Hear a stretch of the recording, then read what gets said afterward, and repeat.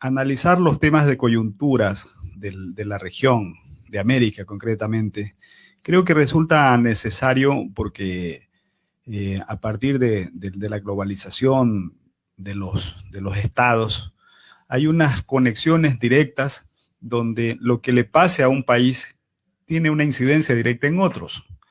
Lo que pasa en Venezuela, por supuesto que el Estado ecuatoriano es afectado directo de esa migración, empezando por señalar de que en el Ecuador hay por lo menos 500.000 de migrantes venezolanos. Y según los estudios de ACNUR, datos de ACNUR, año 2019, hay por lo menos 4.600.000 migrantes diseminados en la región, especialmente en América Latina, Perú, perdón, Ecuador, Colombia, Panamá, Brasil y otros países que están por ahí cercanos donde puede darse la migración. Entonces imagínense por lo menos 4.600.000 personas de una población que se ubica en 28.52 millones. O sea, Venezuela tiene cerca de 30 millones de habitantes, pero de esos 30 millones de habitantes, 4.600.000 dólares son migrantes. O sea, hay un hueco tremendo, fuerte. Ahora aquí lo importante un poco es determinar y analizar el porqué de esa crisis social, económica y política.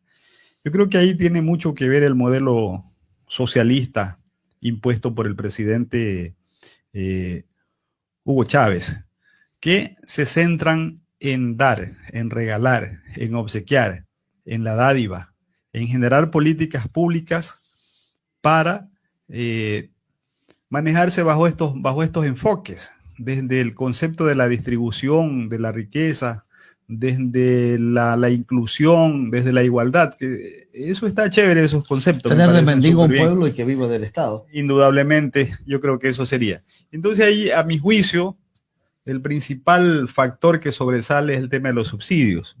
No nos olvidemos que Venezuela tiene la gasolina más barata del mundo, pero que la subsidia por lo menos en 10, 12 veces en relación a lo que le cuesta producirla. Pero si solamente Venezuela vendiera su gasolina, que no tiene necesidad de subsidiarla, pues. Miremos quién es que utiliza gasolina. Utilizan los automotores, los dueños de los automotores.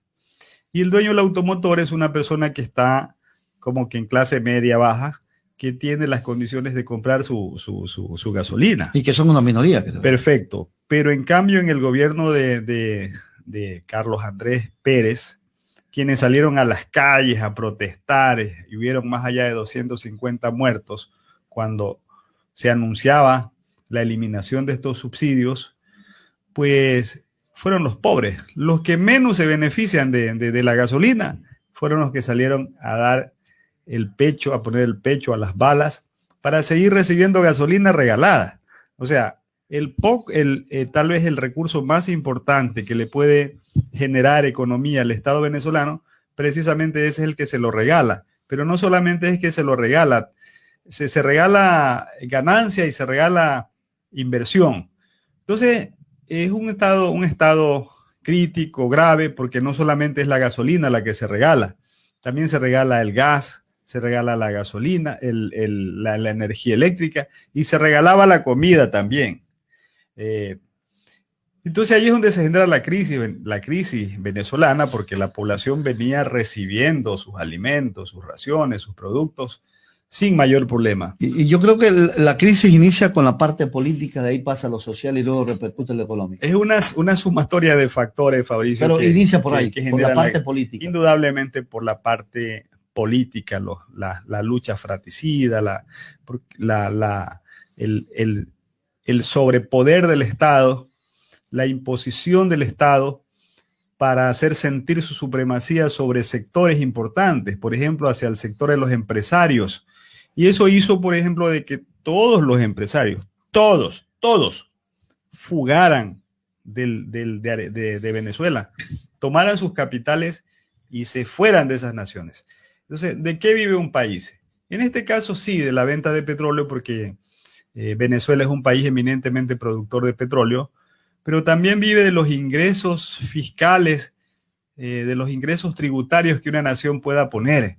Y eso lo genera quienes generan producción, quienes generan cierta riqueza, los que generan empleo, la gente que genera divisas, los importadores, los exportadores. Esa es la gente que ayuda también a la sostenibilidad de una nación. Si no hay estabilidad política, no habrá una estabilidad económica. Indudablemente, y mucho más si hay un modelo político persecutor, un modelo político confiscador como el que prima en Venezuela, donde hay unas organizaciones, algo así como los comités barriales, comités del pueblo, que pues se decide de que hay que confiscarle la radio a Fabricio Alvarado, pues se le dice que tiene 24 horas para que abandone.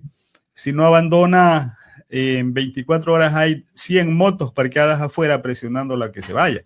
O sea, de esta forma es como se está gobernando esta gran nación. Y hay un modelo que no da resultado. Indudablemente que el tema de los subsidios, el abaratamiento de la gasolina, del gas y todo esto, ha traído consigo el contrabando, que es fuerte.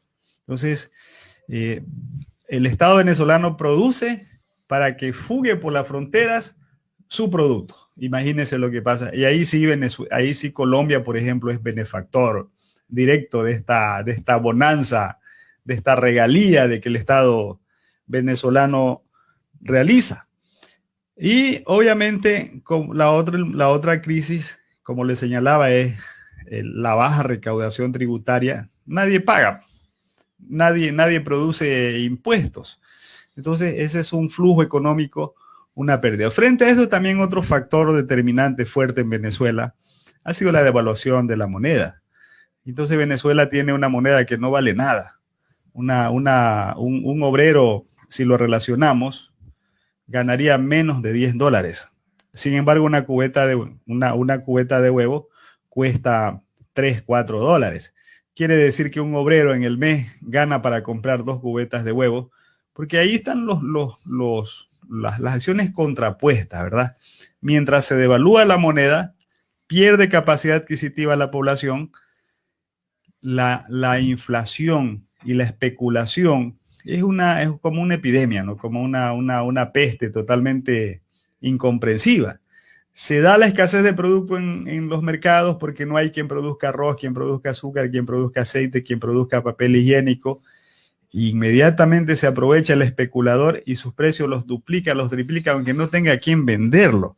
¿Cómo entender? Claro, me toca a mí como sociólogo intentar entender estos comportamientos de la sociedad, pero a ratos, por mucho que la sociología intente entenderlos, resulta poquito difícil, complicado hacerlo. Sin embargo, son las realidades y aquí es donde se origina la crisis venezolana, mi querido Fabricio.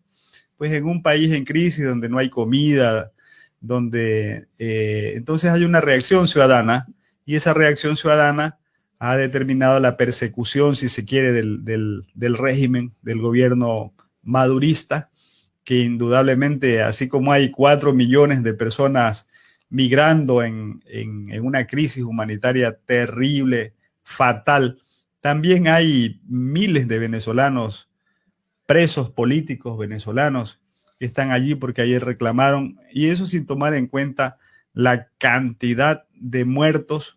Y finalmente en esto, la pérdida de las garantías políticas constitucionales, donde todo está en manos del Estado. O sea, es un gobierno eminentemente totalitario que desaparecieron las garantías constitucionales e incluso al respeto al sufragio, donde va el 10% a votar, pero al proclamar los resultados aparece que Maduro ganó con 70%. Entonces no hay garantías en ese sentido y es un país que necesita dar grandes pasos urgentes, ir hacia una transformación urgente, pero eso se logra, Fabricio, solo cuando hay la armonía de los poderes del Estado, cuando hay una buena comunicación Venezuela necesita ir a una profunda concertación. Hasta allí, todo depende lo del modelo, Nelson, del modelo que se está aplicando, porque la gente no entiende. Si un país rico, uno de los países que más petróleo tiene, no se entiende por qué hay una crisis económica y todo está basado, en resumen, en el modelo. vea, Venezuela tiene 303.805.000 millones de barriles de petróleo. O sea, los últimos datos determinaban de que Venezuela es el país con más petróleo en el subsuelo, en la tierra. Pero tampoco se explica ni se entiende por qué ha bajado tan estrepitosamente su producción. Aunque sí se entiende, pues sencillamente no hay inversión. En un reportaje que yo observaba se hablaba de que por lo menos le cuesta 58.000 millones de dólares reparar o poner en funcionamiento, poner en vigencia a esos inmensos campos petroleros. Entonces, mire cómo lo que pasa cuando se gobierna desde la demagogia. Posiblemente Maduro llegó y minimizó todo eso. ¿Qué es más? Con la llegada de Maduro se sabe que ingresaron 20.000 nuevos obreros a PDVSA, ¿verdad? Entonces, aumentó el gasto, pero bajó significativamente la inversión. Y eso hace de que el único rubro del que dependía Venezuela, el petróleo, se le haya convertido en una carga más bien, en una terrible carga, porque no tiene generación de derivados. O sea, el único producto que debiera darle riqueza, imagínese usted en una población de 30 millones de habitantes, ¿cuántos automotores hay? Solo con que se vendiera la gasolina ganándose 50 centavitas, 50 centavos de dólares, por ejemplo, Venezuela tendría para resolver en gran medida sus problemas centrales. Mientras un país pueblo, rico, hoy pobre. Exactamente, mientras la riqueza está en la tierra, el pueblo se muere de hambre. Y obviamente, Fabricio, que estos hechos tienen sus repercusiones, y la mayor repercusión que se ha dado es en estos éxodos migratorios constituidos en unas olas humanas que se movilizan por carreteras, por montañas, por playas, por donde más puedan movilizarse, pero se movilizan huyéndole al hambre, huyéndole a la falta de garantías constitucionales, huyéndole a la crisis humanitaria, carencia de medicina, carencia de médicos, carencia de hospitales, carencia de agua, carencia de energía eléctrica. O sea, se vive una tremenda hecatombe social, económica y política en este país. Entonces, imagínese usted que el Ecuador, como le decía, tiene 500.000 de venezolanos en sus territorios, pero calculemos pues lo que significa 500.000 de personas. Si a usted uno nada más que le llegue, mi querido Fabricio, a su casa, una persona más que le llegue a su casa, y eso significa descuadrarle todo el presupuesto de la semana. Eso significa descuadrarle todo el presupuesto y toda la planificación que usted tenía previsto. Entonces, y esto va a seguir aumentando. El tema va a seguir aumentando. El tema continúa porque el Estado venezolano sigue más bien en un proceso de descomposición. No hay solución. No hay ningún tipo de solución. Más bien hay un gobierno totalitario que busca perennizarse, eternizarse en el poder. Y también es un país que de a poco va siendo cerrado por la comunidad internacional. No hay país que pueda subsistir o pueda vivir aislado del contexto internacional en medio de una amplia globalización. En resumen, los venezolanos seguirán saliendo, la crisis seguirá aumentando y el problema para los países vecinos. Y me parece que también en la propia Venezuela, porque la otra crisis es que cada vez los países cierran sus fronteras y cada vez se hace imposible esos éxodos migratorios que se registran, pero entonces al no tener cómo salir los venezolanos, sus problemas internos van a agudizarse mucho más alrededor de la delincuencia, del crimen, de la prostitución, de y también otros que tienen que ver ya con la humanidad mismo, los temas de desnutrición. Pues en el Ecuador, que estamos mejor, hay 20% de desnutrición. ¿Cómo será en Venezuela? Pues a Ni lo mejor pensarlo. hay 60% de desnutrición infantil, y a lo mejor llegará un momento en que les toque vivir las épocas de África, donde en muchos países la gente murió o sigue muriendo de hambre. Terrible, terrible el destino que le queda a este país hermano de la región, pero también fatal los efectos hacia estados como Ecuador, consecuencia de